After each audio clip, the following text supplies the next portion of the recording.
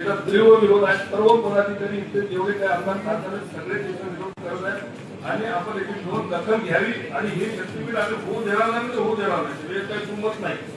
आपण थोडंसं त्याला आम्ही रॅली घ्यावं. एखादे काही विचार निर्माण असले तर लोक गंभीर होत आहे. बिलकुल नाही. त्या विरोधातच लोक जमते पुढेही जमते.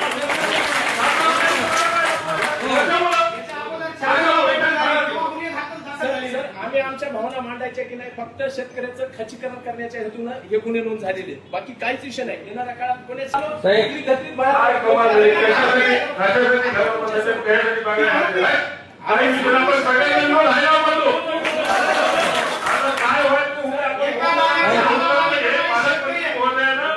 या बैठकीचा सारांश घेऊन मुख्यमंत्री साहेबांना बोललं पाहिजे नसताना हा रोड का पूर्ण 81 मे पूर्ण जिल्ह्यातल्या ग्रामसभेचा ठराव आहे. साहेब एक मिनिट माझा ऐकून घ्या.